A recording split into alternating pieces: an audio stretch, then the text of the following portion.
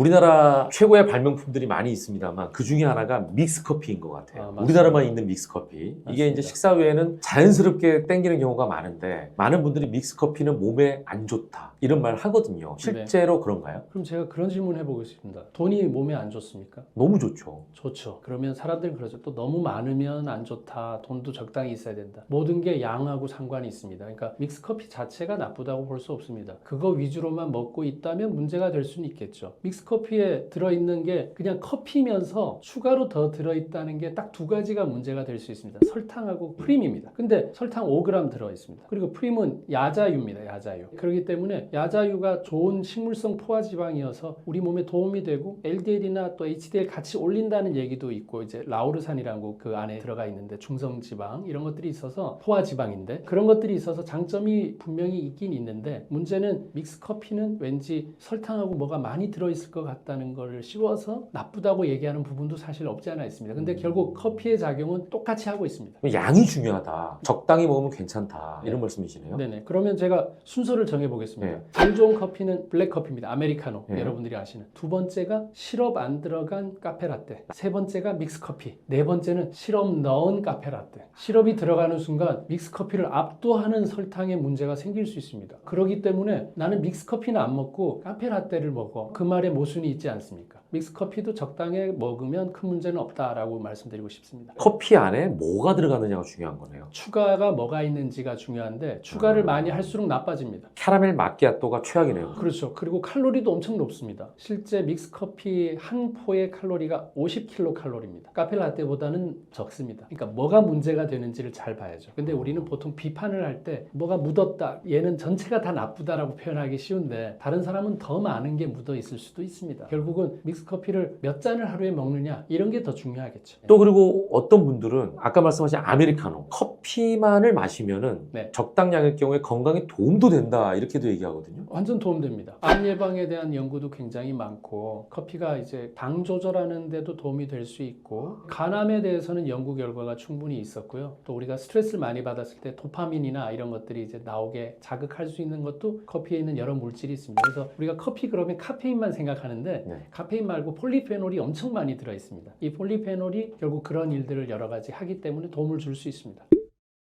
커피를 워낙 기호식품이고 많이 드시기 때문에 여기에 네. 대한 Q&A가 많은 것 같아요. 커피를 못 마시면 당뇨에 걸린다는 소문도 있는데 이건 맞는 말입니까? 커피를 내가 먹어야 되는데 체질이 안 맞다 라고 하면 당뇨에 걸릴 위험이 높다라는 소문이 있거든요. 그거는 좀 와전된 거라고 아, 볼 수 있고 커피에 있는 폴리페놀들이 인슐린 저항성을 낮추는 데 도움을 줄 수는 있습니다. 근데 문제는 그러면 왕창 먹어야지로 전환되기 때문에 문제지 그 성분들도 일정히 도움이 되는데 오히려 커피를 못 마셔서 스트레스를 해결하지 못하고 있다면 스트레스를 받으면 우리 몸에서 스트레스 호르몬 콜티졸이 나오면 혈당을 올리게 돼 있거든요. 그런 게 더 나쁠 수는 사실은 있죠.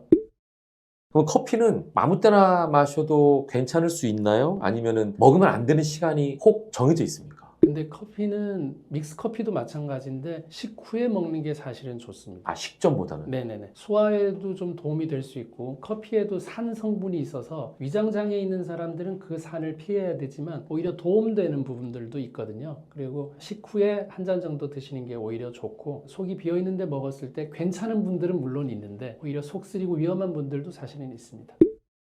그리고 가장 이제 관심 있는 부분이 바로 이 부분인데 박사님께서 개발한 믹스커피 건강하게 마시는 방법이 있다고 하더라고요. 네네. 사실 믹스커피는 먹지 말라는 분들이 많거든요. 네. 어떻게 마시는 게 건강하게 먹는 방법일까요? 근데 뭐 저는 하지 말라 소리를 잘 안 하는 편이라 할 테면 이렇게 해라 뭐 이런 걸 좀 좋아하는 사람입니다. 저도 믹스커피는 매일 먹진 않지만 식후에 한두 잔 먹을 수 있는데 두 가지 방법이 있습니다. 하나는 누룽지 넣어서 먹는 겁니다. 누룽지가 옛날에는 전기밥솥이 아니었으니까 무조건 밑에는 좀 노랗게 되어 있잖아요. 그래서 바비 브라운이라는 농담도 있잖아요. 그런 부분이 항산화 역할이나 소화제 역할을 하고 있기 때문에 침이 탄수화물 분해 효소를 갖고 있는 것처럼 오히려 그 누룽지에서 덱스트린이나 이런 것들이 소화작용하는데 오히려 도움을 주기 때문에 우리가 식사 끝나고 숭늉을 찾았던 게 그냥은 아니었다. 이유가 반드시 있었다. 이렇게 생각이 들고 그거를 이왕 믹스커피를 먹을 때 제가 아까 말씀드렸죠. 식사 후에 먹는 게 좋다고. 그럴 거면 그 그 커피를 믹스 커피로 먹을 때 누룽지를 같이 해서 먹는 거는 오히려 도움이 될 수 있겠다. 이렇게 해서 한 가지 얘기했고, 또 한 가지는 카레의 원료가 되는 강황하고 울금. 근데 인도에서는 거의 강황을 재배하고 우리나라는 거의 울금을 재배하고 있거든요. 진도라는 곳에서 울금 재배가 18년 전에 처음 됐는데, 울금은 확실히 암, 비만, 당뇨, 만성염증 개선에 도움이 될 수 있고 콜레스테롤에도 도움이 될 수가 있거든요. 그러니까 이왕 드시는데 좀 구수하게 먹고 싶다는 게 있으면 누룽지 맛도 괜찮고, 저는 울금을 워낙 오랫동안 먹고 있기 때문에 울금도 넣어서 먹는 것도 도움이 될 수 있습니다.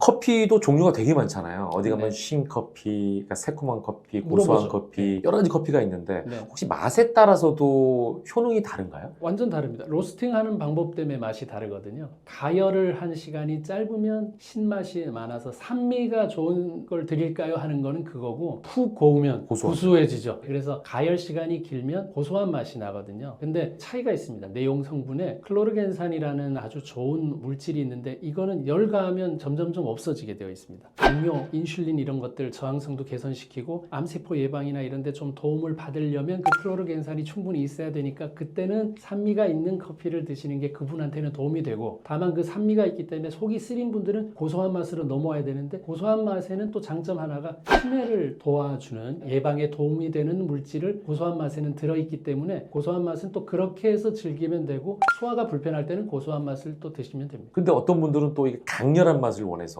탄 거 같은 원두를 좋아하시는 분도 계시거든요. 그건 안 좋겠죠. 그렇죠. 그러니까 얼마나 많이 볶았냐에 따라서 맛이 달라지는데, 너무 탄 걸 많이 써서 구수하게만 느껴지는데 쓴맛이 많이 나는 거는 건강에는 사실 그렇게 좋지 않습니다. 아크릴 아마이드라는 물질이 왜 감자튀김 같은 데도 노랗게 갈변되면서 마이야르 반응이 생기는데, 그런 게 너무 진하게 되면은 결국 우리 탄 음식이 좋지 않다고 얘기한 것처럼 그런 것들은 좀 피해야 되지 않을까 생각됩니다. 커피를 마시면 화장실을 가고 싶어지는 경우도 있거든요. 그러면 변비가 걸렸을 때라든지 뭐 이런 경우에 혹시 커피가 도움이 된다고도 볼 수 있나요? 우리가 왜 커피 마시는 것도 그렇고 담배 필 때도 그렇고, 담배가 가직과 식물이거든요. 그런 걸 먹었을 때 빨리 변 보고 싶어 하는 사람, 그리고 흡연하는 사람들이 화장실에 앉아서 흡연하면서 변 보는 사람 많잖아요. 그 클로르겐산이라는 물질이 변의를 느끼게 해줄 수 있습니다. 그래서 살이 안 찐다는 사람 있죠. 근데 왜 금연을 했더니 살이 찐다고 하는 사람들이 있는 것처럼 그게 클로르겐산이 있습니다. 그래서 만약에 그 도움을 받고자 한다면 산미가 있는 커피를 드시는 게 조금 더 도움이 될 수 있다고 저는 생각합니다. 마지막으로 커피를 좋아하는, 네. 대부분 대한민국 사람이 커피를 좋아하니까 주의사항이라든지 하시고 싶은 말씀으로 마무리해 주시면 좋을 것 같아요. 커피는 저도 하루에 한두 잔은 꼭 먹습니다. 왜냐하면 먹는 게 장점이 분명히 있습니다. 4잔, 5잔 넘어갈수록 다시 단점이 나오기 시작합니다. 그래서 하루에 2-3잔 먹는 거에서는 전혀 부담 느끼지 말고, 소화나 이런 데 문제 없다면 얼마든지 드셔도 된다. 하지만 커피라고 할 때는 커피가 바로 블랙커피가 진짜 커피니까 순수한 커피 위주로 먹었을 때 누리는 장점들이 더 많다. 설탕과 또 시럽이 많이 들어가면 전혀 커피 맛 설탕이 될 수 있습니다. 그래서 진짜 커피를 2-3잔 정도 하루에 즐기는 거는 즐겁게 얼마든지 드실 수 있습니다.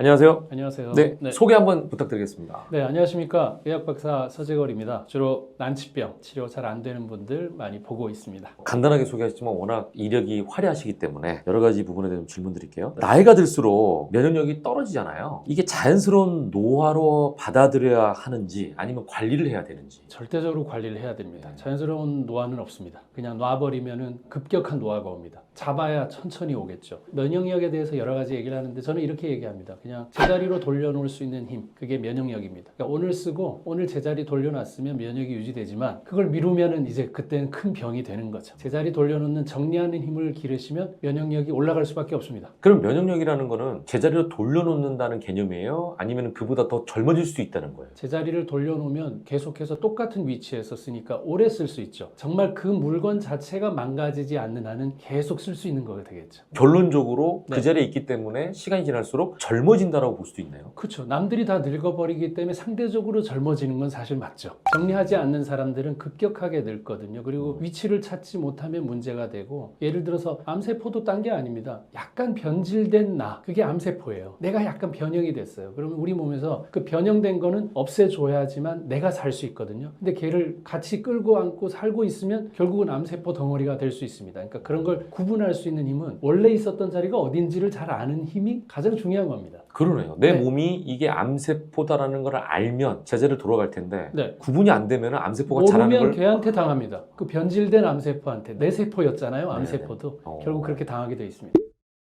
자, 그래서 뭐 말씀하신 것처럼 면역력에 대한 중요성은 일반 분들도 많이 알고 계세요. 네. 근데 이제 평소에 면역력이 떨어졌다는 사실을 스스로 진단할 수 있다면 좋을 것 같은데 그 방법이 있습니까? 네, 뭐 여러 가지 방법이 있는데 뭐 가장 쉬운 거는 되게 피로하다. 그리고 염증이 옛날보다 훨씬 더 잘 생긴다. 그리고 급격하게 우울하다. 그리고 삶의 의미가 없다. 이런 걸 많이 느낄 때가 그냥 정신과 질환인 것처럼 생각이 들지만 일단은 면역력의 문제입니다. 면역의 문제가 있을 때 생기는 일입니다. 지금 말씀하신 것처럼 네. 사실은 이게 우울증이다라고 생각해서 정신적인 부분이라고 생각할 수도 있거든요. 옛날에는 우울증을 정신과 질환이라 그랬는데 이제는 다 밝혀져서 우울증이 면역 질환이라고 밝혀져 있습니다.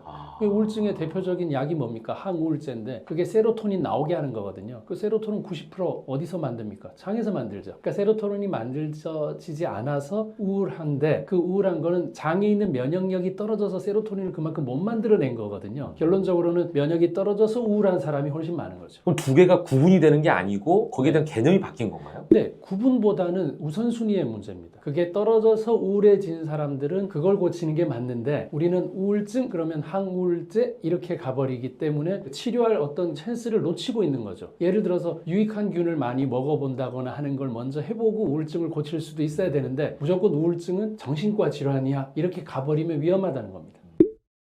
지금 말씀하신 것처럼 면역 시스템이 그만큼 중요하다는 건데 그러면 뭐 지금도 잠깐 말씀하셨지만 면역 시스템에 문제가 생긴다면은 여러 가지 증상이 나타날 것 같아요. 그 증상만 제대로 알아도 우리가 좀 경계심을 가질 것 같은데 어떤 증상이 나타날 수 있다고 생각할 수 있을까요? 일단은 가장 큰 거는 염증이 자주 재발되고 염증 다음 단계가 통증이거든요. 이유 없이 아픈 거는 면역의 문제가 틀림없이 맞죠. 그리고 염증이 옛날보다 오랫동안 지속된다. 만성 염증이 된다. 이것도 내 면역력이 빨리빨리 해결하지 못하고 제자리에 못 갖다 놓으면 그게 쌓이게 되기 때문에 만성이라는 이름을 붙여서 염증이 되는 거거든요. 급성은 금방금방 해결이 되잖아요. 한 실험 연구 통해서 보면 대식세포라고 이제 면역세포가 있는데 만성 염증 있는 사람들은 움직이질 않아요. 움직이질 않으니까 잡아내질 못하는 거죠. 결국 대식세포나 이런 백혈구나 이런 것들을 움직이는 것도 면역의 힘이기 때문에 일단은 염증이나 피로도나 통증이나 이런 게 많다면 내 면역이 떨어져 있다. 그리고 했던 말 또 하는 사람들은 진짜 면역력 체크해봐야 됩니다. 인지장애가 생긴 거죠. 본인이 한 말이 했던 말인지를 구분하지 못하고 있다. 그럼 이제 뇌에 나타난 어떤 면역 기능의 저하라고 볼 수 있습니다. 그래서 앞으로 치매가 될 수 있는 부분이 있죠. 인지장애 다음에 치매가 올 수 있으니까 결국 이런 것들을 예방하려면 면역부터 머리부터 고친다가 아니라 면역부터 고쳐야 됩니다.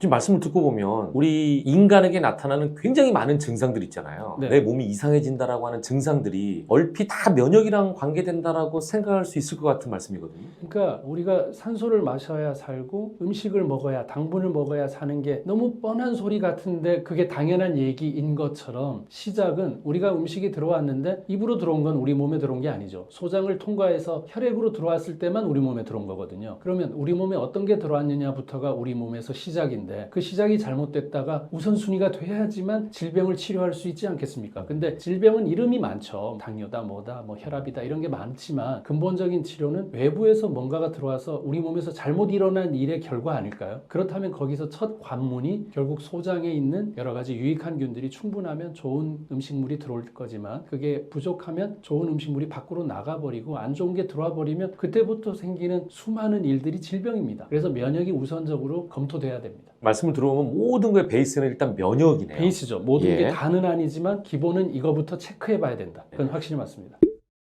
그러면은 중요한 건 평소 면역 관리를 위해서 뭘 주의해야 됩니까? 네, 일단 면역 관리는 좀 전에도 말씀드렸던 것처럼 그 외부에서 들어오는 길이 두 가지입니다. 하나는 공기 들어오는 길이 있죠. 하나는 음식 들어오는 길이 있습니다. 나머지는 없습니다. 그러면 공기는 우리가 일단 좋은 공기를 마셔야 되는데 공기를 바꿀 수는 사실은 없죠. 그럼 이건 좀 고정적이라고 본다면 사는 환경에 환기시키고 이런 거라고 본다면 나머지는 음식이기 때문에 음식을 안 좋은 걸 먹을 수도 있습니다. 세상 사는데 본인이 만든 음식만 먹는 건 아니기 때문에 어쩔 수 없는데 그 음식으로 인해서 생기는 찌꺼기를 제거할 수 있는 애도 꼭 집어넣어야 넣어줘야 된다. 그러니까 청소기도 꼭 같이 줘야 된다. 음식을. 그걸 빠뜨리면 청소를 안 해버리면 쌓이는 거랑 똑같습니다. 그게 어느 장소에 쌓이느냐는 각자에 따라서 다르죠. 뭐 손에 생기는 사람, 뭐 눈에 생기는 사람, 갑상선에 생기는 사람 다른 것처럼 근본적으로는 청소하는 물질을 줘야 된다. 그게 대표적인 게 채소입니다. 그래서 최근 연구 결과도 하루 3가지 채소 이상을 먹으면 대장에 생기는 선종이 감소하더라. 그러니까 결국 대장에 접촉되는 이물질이 적으면 대장암도 안 생기는 거 아니겠습니까? 그럴 때 필요한 게 최소 3가지는 꼭 필요하다. 채소를 강조하셨잖아요. 네네. 음식이 중요하다 일단. 근데 장 건강을 아까 얘기하셨잖아요. 장 건강과 채소와 관련이 굉장히 많다는 말씀이신 거죠? 많죠. 채소가 우리 몸에 들어가면 장에 딱 들어가면 유익균들이 이 채소를 먹으면서 나오는 물질이 식초입니다. 그러니까 우리는 식초를 다이렉트로 먹을 수도 있지만 채소를 보내서 장에서 식초를 만들 수도 있습니다. 장에서 만들어지는 식초, 우리가 사실 초산이고 영어로 얘기하면 아세트산입니다. 그 아세트산이 장에 연료 공급을 하고 찌꺼기 제거하는 데 도움을 줍니다. 우리 손으로 장까지 손을 집어넣을 수는 없지만 그렇죠. 대신 대리인을 누굴 보낼 수는 있잖아요. 그 대리인이 바로 식초를 못 먹는다면 식이섬유, 둘 다 식이잖아요. 네. 그러니까 식이섬유를 보내면 걔가 알아서 식초를 만들어줍니다. 그럼 식초가 다 알아서 하기 때문에 거기서 인슐린 조절이나 당 조절도 식초가 하거든요. 그러니까 당 조절하는 게 가장 중요하죠. 당분 조절하는 게 살도 안 찌고 비만도 예방하면서 당뇨 예방하면 모든 질환의 한 70% 이상은 당뇨 안 걸리는 겁니다. 그래서 굉장히 중요한 게 채소 먹는 건데 채소를 많이 먹어라가 아닙니다. 오늘도 먹었느냐만 중요합니다.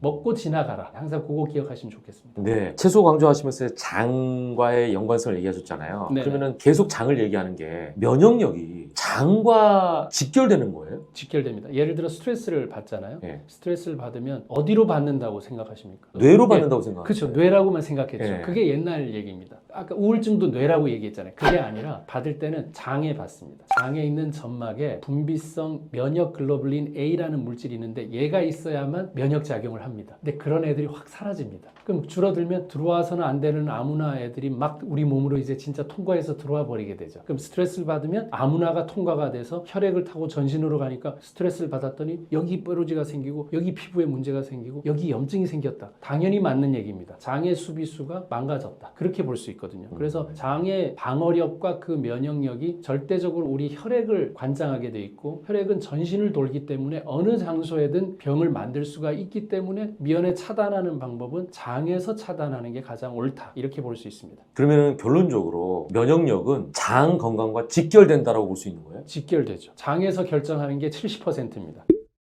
그렇다면 장 건강을 위해서 어떻게 하느냐가 중요할 것 같아요. 저도 지금까지 실천해 오고 있는데 장이 좋아하는 일을 하면 됩니다. 장이 필요한 일을 해주면 됩니다. 뭐냐 하면은 급작스러운 다이어트를 해서 너무 뭘 안 먹어버리면 장도 관이지 않습니까? 관. 내용물이 없으면 납작해져 있지 않겠어요? 당연히 납작해져 있습니다. 원래. 그 내용물 부피만큼 벌어지게 되어 있거든요. 그래서 너무 밥을 안 먹어버리면 내용물, 거리가 없어지기 때문에 변이 좋아지지 않고 가스가 주로 차게 되어 있습니다. 그래서 기본적으로 밥을 꼭 먹되 양 조절을 해야 되고 때를 잘 가려야 되거든요. 그래서 좀 공복하는 시간을 충분히 주고 먹을 수 있는 기회에는 밥과 단백질 반찬과 채소가 꼭 포함된 반찬으로 어우러지게만 먹으면 비록 좀 먹는 게 안 좋은 게 들어가더라도 이 채소가 꼭 노폐물 제거하는 역할을 해주기 때문에 우리한테 면죄부를 줄 수 있습니다. 그렇게 해서 조화롭게 탄수화물, 단백질, 지방이 딱 조화로운 거를 식사로 선택해서 드시는 게 가장 중요한 방법입니다. 그리고 저 박사님께서는 네. 장 건강도 굉장히 강조하시지만 네. 장 건강 이외에 다른 부분도 굉장히 강조하시더라고요. 네네네. 그게 바로 등 건강입니다. 이거는 좀 생소하거든요. 생소하시지만 사실 정말 당연한 일이거든요. 왜냐하면 뇌하고 연결하는 길이 2가지인데 하나는 장에서 음식 들어왔네 하고 그만 드세요 하는 게 뇌랑 연결돼 있고 또 하나는 뇌랑 연결이 되려면 허공에다가 위장하고 뭐 다른 간하고 연결할 수 없으니까 뒤로 내려와서 뒤에 척수신경을 통해서 앞에 있는 장기들하고 연결되어 있습니다. 그걸 자율신경계라고도 얘기를 하고 교감신경, 부교감신경 얘기를 하는데 우리가 바쁜 일상에 야, 위 좀 움직여 이렇게 명령하지 않잖아요. 네. 알아서 하죠. 그러니까 알아서 하는 걸 자율신경계라고 하지 않습니까? 그렇기 때문에 그 알아서 하는 거를 누가 알아서 하느냐? 등에서 알아서 합니다. 근데 이게 구부려져 있고 라운드 숄더라고 이렇게 돼 있고 네. 어디 눌려 있으면 그 장소에 해당하는 연결된 장기는 기능을 못하게 되어 있습니다. 그래서 우리가 등을 쓰다듬으면 갑자기 트림이 나온다거나 하는 이유는 위를 지배하는 신경이 견갑골 사이에 있기 때문이고요. 그리고 경추 3, 4, 5번에서는 횡격막 지배하는 신경이 나옵니다. 그래서 딸꾹질을 하거나 호흡 호흡이 잘 안 될 때 우리가 폐를 만지려고 하지만 실제 접근이 어렵지 않습니까? 횡격막을 어떻게 또 만집니까? 그렇죠. 네. 그러니까 우리가 신호 전달하는 스위치를 눌러야 된다는 생각을 해야 됩니다. 그 스위치는 다 등에 있고요. 경추 3, 4, 5번을 저는 딱 눌러서 치료를 하게 되면 횡격막이 안정되면서 호흡이 옵니다. 스위치를 버튼이 등에 있다는 걸 여러분이 잊지 않고 등을 자세를 바로 가지는 게 굉장히 중요하다는 걸 꼭 기억하셔야 됩니다. 장과 등은 어떻게 보면 가까이 있는 곳이기도 하고 네, 그게 똑같은 이유가 네. 우리가 아무리 훌륭한 인력이 여기 있어도 명령하지 않으면 움직이지 않잖아요. 신호를 누가 받아야 야 이거 뭐 옮겨 해야 옮기죠. 옮길 수 있는 사람은 너무 많은데 아무도 신호를 보내지 않습니다. 그러니까 알 수 없는 병과 치료되지 않는 병의 특징은 신호의 문제일 때가 훨씬 많습니다. 하지만 우리가 검사는 어떤 거냐면 사람들 잘 있는지, TV는 잘 있는지, 냉장고는 잘 있는지는 검사로 알 수 있는데 거기 전선이 연결이 끊어졌는지 스위치가 안 눌렸는지를 검사하지 못하기 때문에 질병을 발견하지 못합니다. 결국 거기서 답을 찾아야 되는 게 요즘 사람들은 너무 많습니다. 왜냐? 요즘은 다 잘 먹지 않습니까? 사실 못 먹는 사람은 사실 없지 않습니까? 신호가 꺼져 있는 사람이 훨씬 많고 신호가 잘못되어 있는 사람이 훨씬 많습니다. 그걸 누가 받느냐? 뇌에서 뒤로 받아서 장기들이 앞에 있기 때문에 앞으로 못 받습니다. 뒤에 척추라는 애들로 다 감싸서 보호를 시키면서 거기서 신경줄이 나와서 각자 연결을 하고 있기 때문에 등을 관리하는 게 정말 중요한 면역의 방법입니다. 그러면 이건 진짜 그냥 궁금증인데요. 네. 어르신들이 약수터 가면 나무에 등치기 하잖아요. 그렇죠, 그렇죠. 이건 괜찮은 거예요. 두 가지로 또 설명할 수 있는데 등 쳐서 다치는 거는 정말 나쁩니다. 하지만 아무도 등 쳐주지 않기 때문에 등을 봐줄 사람이 사실 그래서 파트너가 사실 있어야 되는 게 중요합니다. 등이 굽었네요. 등을 쓰다듬어 줄 사람이 있어야 되는데 우리 어린아이들 등은 쓰다듬어도 어른 돼서 누가 등 쓰다듬어 준 적 없죠. 그렇죠. 그러니까 그 등에다가 적어도 가벼운 마사지든 아니면 그 샤워기든 어떤 식으로든 우리가 원하는 자극 정도를 줘야 원래 기능, 스위치, 버튼 기능을 할 수가 있습니다. 등친다는 말이 나쁜 말이 아니네요. 근데 이렇게 등 치는 게 위험한 게 우리가 스트레스를 등으로 받습니다. 예. 하나는 장으로 받고 이유는 등은 내가 보이지 않기 때문에 뒤에서 칼이든 뭐든 누가 공격을 하는 예. 거에 긴장하기 때문에 등을 딱딱하게 만들어놔서 못 들어가게 하려고 등이 딱딱해지는 겁니다. 그렇기 때문에 스트레스를 받는다 그러면 등이 딱딱하기 때문에 그렇고 등 친다는 그 등 쳐먹는다는 어떤 그 표현도 결국은 내가 보이지 않는 곳을 남들이 노려서 그걸 쟁취한다의 개념으로 봐야 되겠죠. 예. 네. 자, 그러면 현재 나의 등 상태가 괜찮은지 나쁜지 이건 어떻게 할 수가 있죠? 내가 등을 만져볼 수가 없잖아요. 제일 간단한 거는 벽에다 기댔는데 등이 많이 떠 있으면 일단 상태가 좋지 않습니다. 이 상태가 일자가 아닌 경우 사실 적당한 굴곡이 있어야 되죠. 경추도 만곡이 있고 요추도 만곡이 있지만 우리가 스마트폰 시대에 너무 많이 구부려서 엎드려서 있는 사람들은 벽에다 딱 대면 거의 다 떠 있습니다. 머리가 다 앞에 가 있습니다. 그러니까 귀가 어깨선에 있어야 되거든요. 근데 거의 다 이렇게 빠져 있으니까 귀가 앞에 있습니다. 그러니까 내 귀가 어깨랑 나란하게 있는지를 확인하시는 게 일단은 중요합니다. 한쪽 다리를 들고 오래 버티기 서 있기를 할 수 있는 게 등이 좋은 사람들은 오래 서 있을 수 있는데 구부러진 사람들은 중심을 잡을 수가 없습니다. 우리가 또 라운드 숄더라 그래서 이렇게 말려 있잖아요. 근데 이게 뒤에서 봤을 때의 등이지 앞에서 보면 어떤 문제가 있냐면 갈비뼈가 늘어나면서 갈비뼈 사이사이를 우리가 늑간근이라 그래서 근육이 있는데 이게 많이 늘어날수록 폐활량이 좋아질 거 아닙니까? 네. 이게 말려 들어가면 호흡하는 걸 눌러서 방해를 하게 됩니다. 그럼 호흡이 잘 안 되죠. 그러니까 하루에 호흡을 우리가 21,600번 하는데 21,600번의 기회에 조금밖에 예를 들어 다른 사람보다 한 7, 80%밖에 산소를 흡입을 못하고 있다면 그 사람이 왜 만성 피로가 안 되겠습니까? 세포한테 산소를 줘야 되는데. 그러니까 등이 안 좋은 거는 가슴을 펴지 못하는 사람입니다. 흉근이 있거든요. 뒤로 갔을 때 요 흉근, 요 누르면 엄청 아픈데 이걸 늘려줘야 호흡도 좋아지면서 등도 펴질 수 있습니다. 말리지 않도록 해야 됩니다.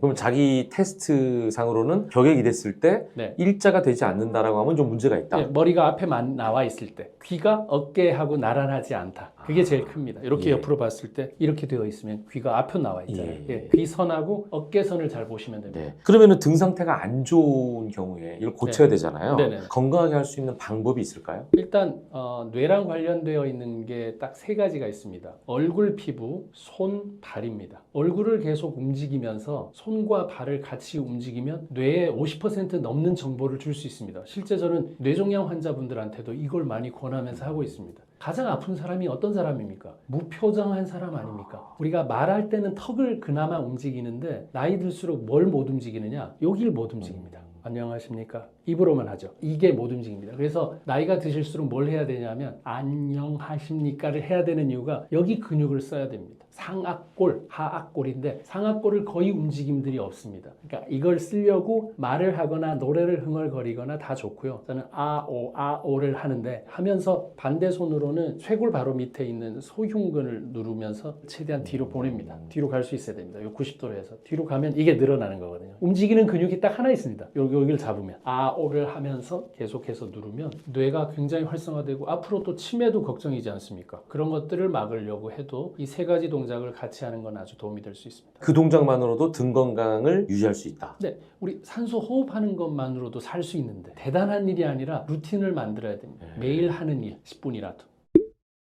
자, 우리 주변에 보면 네. 암 환자들이 너무나 많잖아요. 맞습니다. 사실은 그냥 암이 이렇게 흔한가 싶을 정도로 많은데 그러다 보니까 나도 혹시 암에 걸리면 어떡하지 이런 걱정이 있거든요. 암은 왜 생깁니까? 너무 기초적인 질문이면서 근본적인 질문인데요. 첫 번째, 암의 원인 30%는 음식, 나머지 30%는 흡연입니다. 5%가 유전입니다. 나머지가 있고요. 음식을 잘 먹고 담배를 안 피면 60%입니다. 대주주, 최대 주주가 될 수 있습니다. 암 안 생기는데. 그러니까 그만큼 유전이기 때문에 나는 안 될 거야 라기보다는 잘못 먹어서 다른 습관 때문에 이제 이렇다는 걸 일단은 인정하시면 너무 좋을 것 같고요. 두 번째는 세포의 입장에서 생각 좀 해주셔야 됩니다. 세포 입장. 옛날에 우리가 관심 있었을 때는 동식물에 관심 있죠. 동물과 식물. 저도 좀 이게 노력을 많이 했던 분야지만 유산균과 이 미생물을 연구를 하게 되면서 이제 우리 국민들이 미생물을 알게 됐어요. 왜냐하면 유산균이라는 걸 알게 되셨으니까. 근데 요즘 MZ세대들은 뭐 하는지 아세요? 무생물을 좋아합니다. 무생물이요? 내가 다룰 수 있고 내가 부담 안 되고 내 마음대로 할 수 있는 대상. 그래서 반려돌이라는 것도 있습니다. 돌을 키웁니다. 좀 씁쓸한 면도 사실 있긴 하지만 그만큼 스트레스 받는 걸 미리 차단하는 세대가 되지 않았나 이런 생각이 듭니다. 그 설명을 드리는 이유가 세포 입장에서 한번 생각을 해야 된다는 얘기죠. 세포는 두 가지 형태로 죽습니다. 하나는 죽을 때 돼서 죽는 거. 그걸 자연사라고 합니다. 그러면 어떻게 되느냐? 세포 안에 있었던 물질들을 다 재활용할 수 있습니다.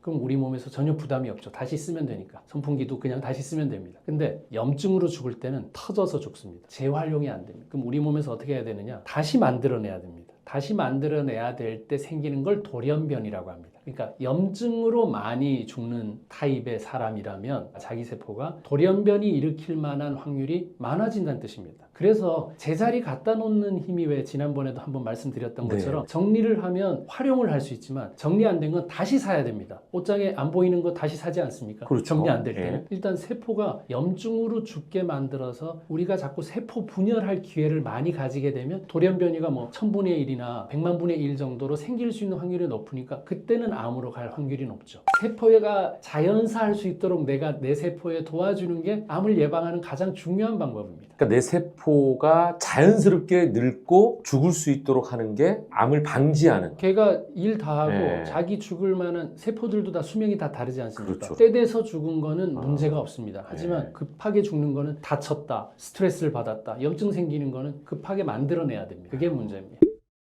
그러면은 자연스럽게 세포가 생을 마감하면 좋겠지만 그러지 못한 경우에 이제 암이 생긴다고 말씀하셨잖아요. 그 암이 생긴 경우도 네. 초기에 발견하면 우리가 쉽게 치료할 수 있다고 생각을 하는데 어떻게 하면 암을 빨리 발견할 수 있습니까? 물론 이제 건강검진이라는 게 있긴 한데요. 일단은 건강검진이 제일 중요하다고 봐지죠. 왜냐하면 정돈하면서 사실 게 아니니까 막 살다가 걱정이 돼서 검진을 받으신다면 검진이라도 정확하게 받아야죠. 두 번째는 가까운 어떤 병원에 주치의처럼 상담할 수 있는 선생님을 꼭 둬야 됩니다. 그게 없으면 주변에 물어봐서 답 안 나옵니다. 잘못된 치료도 할 수 있습니다. 그래서 병원에 선생님이 다 나하고 궁합이 맞지는 않지만 어떤 궁합 맞는 선생님을 잘 만들어서 내 상태를 이렇게 시리즈로 좀 얘기해 줄 수 있는 선생님을 꼭 마련해 두는 게 좋겠다. 아니면 어떻게 오셨어요? 밖에 없죠. 처음 보는 우리 환자분밖에 없으면 또 새로운 얘기를 해야 되니까 이해할 시간이 없습니다. 마지막으로는 이제 가까운 지인들을 둬야 됩니다. 혼자서는 자기 병을 발견할 수가 없습니다. 너 요즘 이상한데? 너 말이 요즘 옛날보다 어눌한데? 이렇게 해서 발견되지 않습니까? 본인이 본인을 제일 모를 수가 있습니다. 병에 대해서는. 지인들을 통해서 얼리 디텍션이라 그러죠. 조기 발견할 수 있는 거. 그리고 나머지는 정말 습관을 매일같이 루틴을 가지고 하는 방법. 그게 사실은 제일 중요합니다.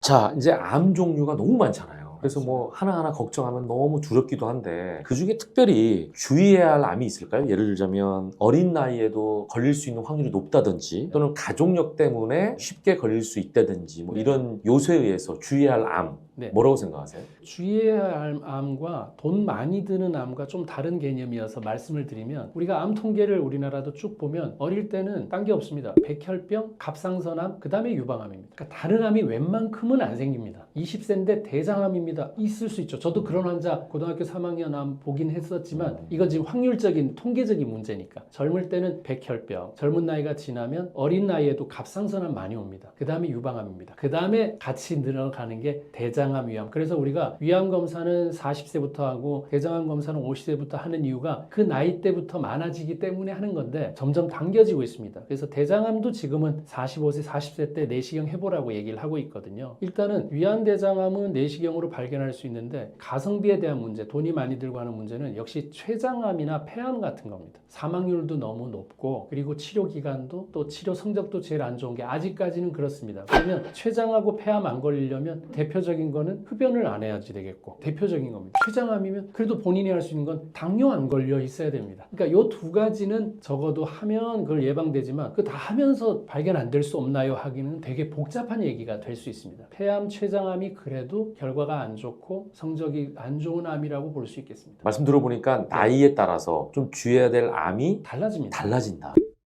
그러면은 네. 계속해서 서재걸 박사님께서는 음식을 강조하시니까 암을 예방하기 위한 음식과 먹으면 안 되는 음식 같은 것도 정해져 있겠죠, 어느 정도. 그거는 이제 음식 이전에 처음 우리가 면역을 담당하는 게 침입니다. 침. 하루에 침이 얼마나 나오는지 아세요? 1리터에서 1.5리터 나옵니다. 우리 물 하루에 얼마나 먹어야 될까요? 한 2리터 이상 먹으라는 얘기는 하는데. 그건 이제 좀 과한 표현이긴 하고, 예, 우리가 재활용도 되기 때문에, 그러니까 침 흘린 만큼은 물은 먹어야 되지 않을까 하는 생각은 들잖아요. 그래서 우리가 1에서 1.5리터 물을 먹으라고도 하거든요. 침 안에 면역 성분들이 엄청나게 많이 있습니다. 침 한번 거쳐서 간 물질들하고 꿀꺽 삼켜서 위로 바로 넘긴 음식이라면 1차 방어선을 무너뜨리고 넘어가 버리게 되거든요. 그러니까 많이 씹어야 된다는 얘기는 침 때문에 의미는 있습니다. 그래서 일단 어떤 음식을 먹는가도 중요하지만 먼저는 그래도 씹어서 넘기는 음식을 꼭 먹어야 되겠다 하는 게 일단은 1번이라고 생각이 들고, 그리고 물은 30초만 돼도 혈관에 바로 나가거든요. 우리 마시자마자 혈액이 되게 끈적해요. 아, 혈액을 끈적한 걸 어떻게 해결할 수 있을까? 물을 마시면 30초 뒤에 희석이 된다니까요. 물이, 혈액이. 예, 그렇기 때문에 물을 한꺼번에 많이가 아니라 홀짝홀짝 마시라고 제가 꼭 얘기하거든요. 계속 50씩 100cc 정도를 자주 마시는 게 혈액이 끈적해지는 걸 예방할 수 있기 때문에 너무 당연한 얘기 같지만 침이 나오도록 해야 되고 물을 그만큼 먹어야 된다를 기본 전제하에 하고서 그 다음에 좋은 음식도 있죠. 채소도 필요하고 이제 그런데 채소의 식중독의 70%가 생채소거든요. 생을 너무 좋아하지는 마세요. 우리가 믿지 못할 세상이 됐어요. 생이라는 얘기가. 그리고 가열한 채소를 드셔라. 나이 드신 분들일수록 대장균 제일 많다고 상추 그냥 먹은 사람들 대장균 때문에 문제 생긴 경우들도 많이 있었잖아요. 그렇기 때문에 일단 잎채소 같은 것들은 물에 충분히 세척해야지 되겠고 아니면 식초물에라도 좀 담궜다가 먹는 게 중요하고 그럴 바에야 좀 익힌 채소 먹는 것들을 평소에 습관적으로 좀 하시는 게 사실은 좋겠다. 견과류 같은 거에 아주 소량 먹어서 우리한테 꼭 필요한 단백질과 기름 요걸 꼭 섭취하는 게 좋고 나머지는 밥과 고기나 달걀 같은 단백질 섭취하는 거 이런 것들이 중요하다고 볼 수 있겠습니다.